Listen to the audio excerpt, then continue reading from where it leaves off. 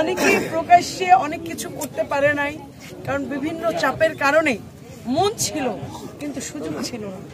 সুতরাং এই সমস্যা সবাই ভুগছে কম বেশি। রাজনৈতিক প্রেক্ষাপটে যারা থাকে পোস্ট অ্যান্ড পজিশনে তাদের চাপও বেশি থাকে। অনেকের মন ছিল কিন্তু ওপেন কাজ করার সুযোগ হয়নি।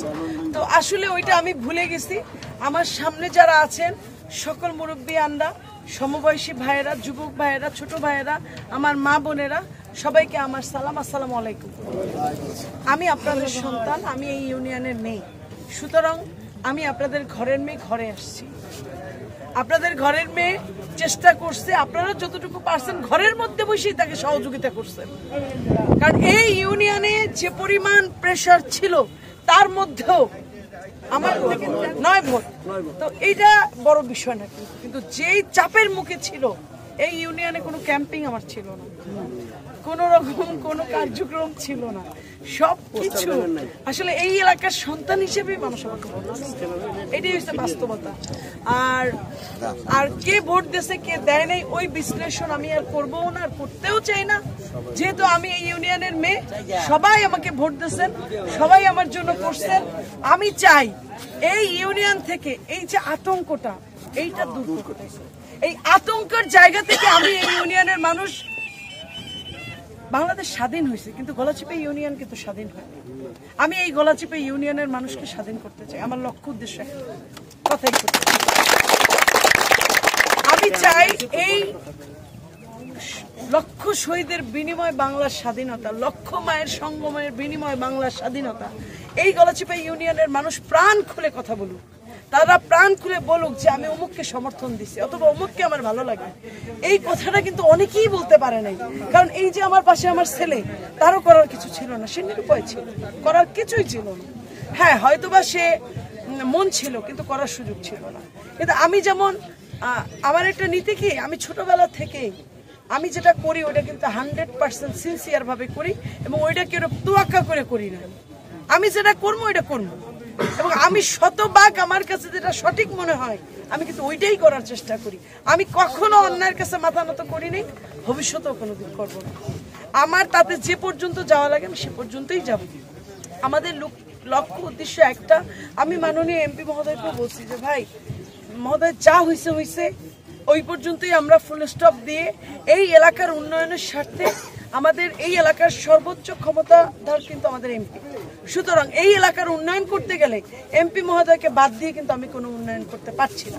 সুতরাং আমার তার সাথে এই এলাকার মানুষের ভাগ্যের পরিবর্তন করার লক্ষ্যে আমরা সবাই এক এবং অভিন্ন।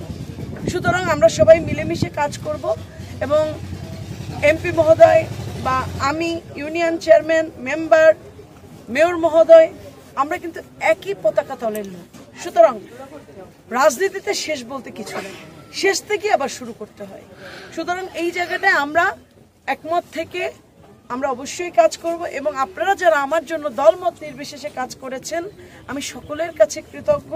আমি আপনাদেরকে কথা দিচ্ছি, আপনারা যে কোনো বিপদে আপনারা ন্যায্য দাবিতে আমার কাছে যদি যান অবশ্যই আমি আপনাদেরকে শতভাগ সহযোগিতা করব, এতে কোনো যদি কিন্তু নেই। এবং যারা আমার জন্য কাজ করেছেন আমি তাদের কাছে অনুরোধ করব এই এলাকার সমষ্টিগত উন্নয়নের দিকে আপনারা আগে তাকাবেন। যেই কাজটা করলে এই এলাকার আরো 5000 মানুষ ভালো থাকবে, ওই কাজগুলো যেন আমরা আগে করি। এরপরে ব্যক্তিগত চাওয়া এটা থাকেই, কিন্তু আগে আমরা সমষ্টিগত কাজ করব, যেই কাজগুলো করার ফলে আমাদের এলাকার প্রত্যেকটা মানুষ সেই সুবিধাটা ভোগ করবে। আমরা এই কাজগুলোর দিকে আগে ফোকাস দেব, আমরা আগে এই কাজগুলোকে গুরুত্ব দেব। যেমন রাস্তা, আপনি দেখেন এই অবদার রাস্তাটা দিয়ে মানুষের যাতায়াত করতে কত কষ্ট হয়। এই যে আমাদের মাটির রাস্তা, আমার জন্মের পর হইতে দেখছি এই রাস্তা এরকম। এই রাস্তাগুলো কিন্তু পাকাকরণ করা দরকার।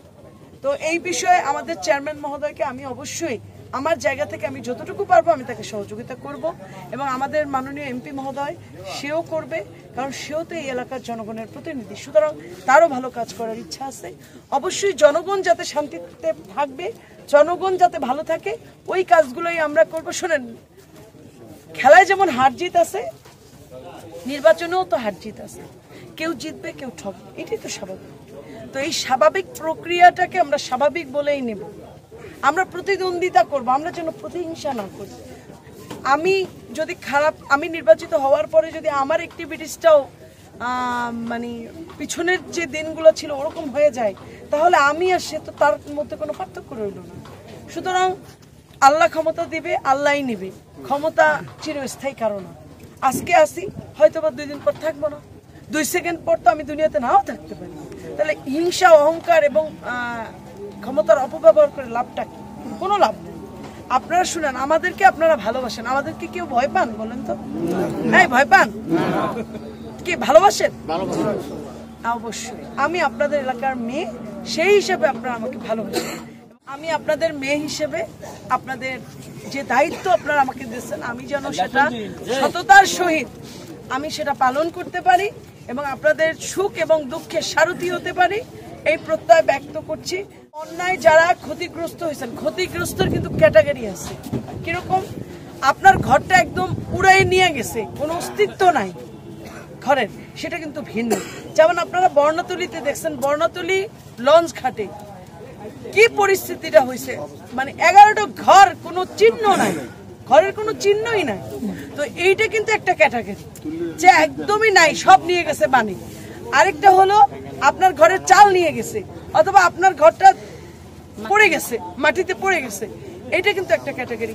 সুতরাং আপনার এলাকায় যেই ঘর, ভাইয়া, যেই ঘর আপনার এই ধরনের বন্যায় নিয়ে গেছে, আপনাদের সম্মানিত চেয়ারম্যান মহোদয় আছে এখানে, আমি তার কাছে আমি অনুরোধ করব, তাদের যারা ক্ষতিগ্রস্ত তাদের ঘরের ছবি, ওই এলাকার মেম্বার আছে, যদি সেটাও না পারে, মেম্বারশিপ সময় দিতে না পারে, আপনারা যারা আছেন আপনারা দয়া করে ছবি তুলে আপনাদের আইডি কার্ড, মোবাইল নাম্বার এটা দিয়ে চেয়ারম্যান মহোদয়ের কাছেও দিবেন, আমার কাছে যদি দিতে চান সেখানেও দিতে পারেন। আমরা তো একই, ভিন্ন তো আর না।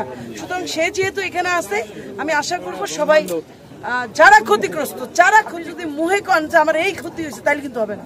কারণ এইটা কিন্তু আমাদের গলাচিপা উপজেলা প্রশাসন থেকে যে আপনাদেরকে আমরা বরাদ্দ দেব, এটার কিন্তু আমাদের এখানে ওই পরিমাণ ফান্ডিং নাই যে এভাবে জনে জনে দেওয়া সম্ভব হবে। এটা হয়তো মিনিস্ট্রিতে পাঠানো হবে। সুতরাং এইটা যাতে মিনিস্ট্রিও আপনাদেরকে ফোন দিয়া আপনাদের ছবি সহ দিলে হবে কি, আপনাদেরকে তারাও ফোন দিতে পারে, ফোন দিয়ে তারা সত্যতা যাচাই বাছাই করবে। সুতরাং আপনারা আপনাদের ক্ষতিগ্রস্ত ঘরের ছবি, নিজের আইডি কার্ড, নিজের ছবি, মোবাইল নাম্বার এটা সহ চেয়ারম্যান মহোদয়ের কাছে দিবেন। ওই ইউনিয়নের যেই ওয়ার্ডে এই ক্ষতিগ্রস্ত হবে, ওই ইউনিয়নের মেম্বারের কাছেও দিতে পারেন, চৌকিদারের কাছেও দিতে পারেন, আমাদের কাছেও দিতে পারেন, অথবা আমার এখানে তো গিয়াস ভাই আছে, তার কাছেও দিতে পারেন। আপনার গিয়াস ভাইয়ের এলাকার যারা আছেন, আসলে আমরা সর্বোপরি এটা চেয়ারম্যানের কাছেই সবাই দিব। আমার কাছে দিলেও আমি চেয়ারম্যানের কাছেই দিয়ে দিব, যেহেতু সেই ইউনিয়ন চেয়ারম্যান, তার মাধ্যমেই এটা পারচেস হবে। তো সুতরাং আর ভুল বোঝাবুঝি যা হয়েছে ওইটা আজকে থেকে শেষ। আমরা সামনে সবাই মিলেমিশে কাজ করব। অবশ্যই যারা আমার জন্য করছেন, আমি আবারও তাদের প্রতি কৃতজ্ঞতা প্রকাশ করছি। আপনাদের যে কোনো সুবিধা অসুবিধায় আপনারা আমাকে রাত 3টায়ও যদি ডাকেন, আমি আসবো, কথা দিলাম। যদি মনে করি যে আমার কারো কর্মীর জন্য আমার রাত 3টায়ও ওই বলিয়ে যাইতে হবে, আমি যাবো, কোনো অসুবিধা নেই। আমার জন্য, আপনাদের জন্য আমার দরজা খোলা। যারা করছেন তারা তো আছেনই, আর যারা করতে পারেন নাই, ইনশাল্লাহ ভবিষ্যতে করবেন।